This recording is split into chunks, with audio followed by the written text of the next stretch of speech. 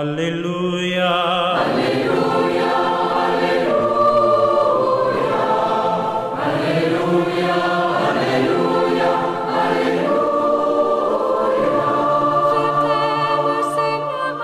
Chers téléspectateurs et téléspectatrices de Lumen Christ TV, bonjour. Nous allons écouter la parole de Dieu de ce jour, tirée de l'évangile de Jésus-Christ selon saint Matthieu. Le Seigneur soit avec vous et avec votre esprit. Évangile de Jésus-Christ selon saint Matthieu. Gloire à toi, Seigneur. En ce temps-là, un homme s'approcha de Jésus et tombant à ses genoux, il dit: Seigneur, prends pitié de mon fils. Il est épileptique et il souffre beaucoup. Souvent, il tombe dans le feu et souvent aussi dans l'eau. Je l'ai amené à tes disciples, mais ils n'ont pas pu le guérir. Prenant la parole, Jésus dit: Génération incroyante et dévoyée, combien de temps devais-je rester avec vous? Combien de temps devais-je vous supporter? Amenez-le-moi. Jésus menaça le démon et il sortit de lui. À l'heure même, l'enfant fut guéri. Alors les disciples s'approchèrent de Jésus et lui dirent en particulier: Pour quelle raison est-ce que nous n'avons pas réussi à l'expulser? Jésus leur répond: En raison de votre peu de foi.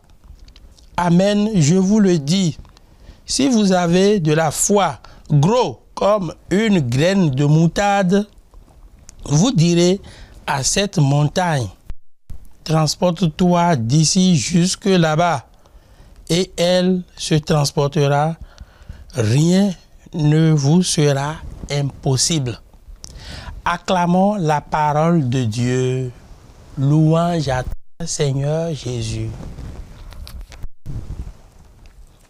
Chers téléspectateurs et téléspectatrices de Lumen Christ TV, à nouveau, bonjour.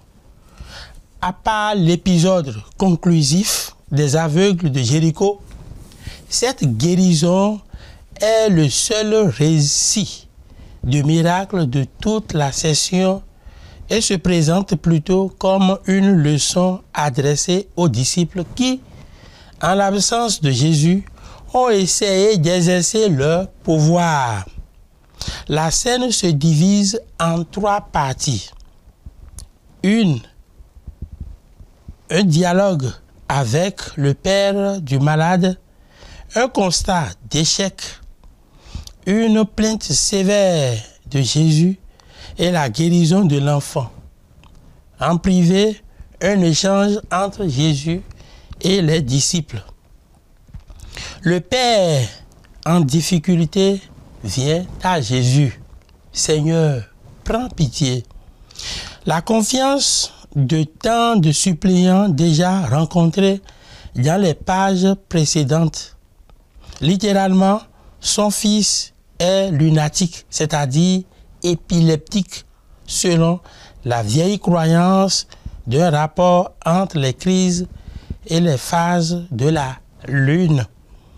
Vu la réputation de cette maladie dans l'Antiquité, les disciples s'attaquaient à forte partie, car telle est la caractéristique de ce récit.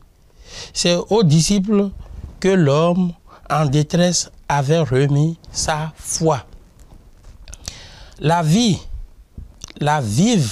apostrophe de Jésus n'a rien d'un coup de colère. Elle reprend froidement les reproches que Dieu adressait à la génération perverse de l'Israël du désert, un Dieu prêt à retirer sa présence à un peuple insensible aux signes opérés en sa faveur.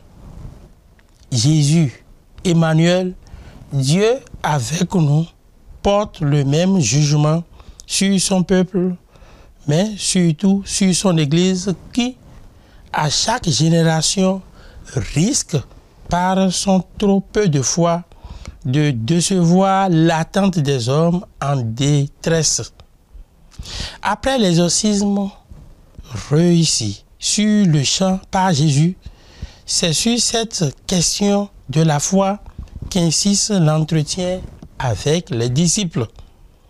Chez l'évangéliste Saint Luc, Jésus parle d'une foi capable de déraciner un arbre et de l'envoyer se planter dans la mer.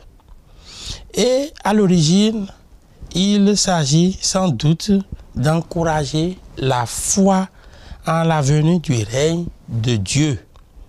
Matthieu amplifie le contraste en opposant la graine minuscule et l'énormité de la montagne sur laquelle il vient d'être transfiguré, avec un minuscule de foi dans des dons que vous a conférés.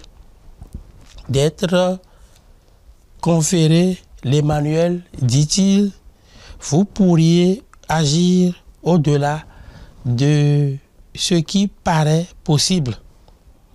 Dans ces épisodes orientés vers la passion, l'évangéliste n'incite nullement les chrétiens à accomplir des miracles spectaculaires, mais à reconnaître humblement leur peu de foi.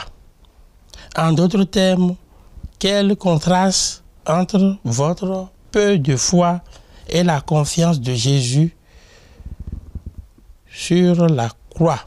Le Seigneur soit avec vous et avec votre esprit, et que Dieu Tout-Puissant vous bénisse, le Père et le Fils et le Saint-Esprit.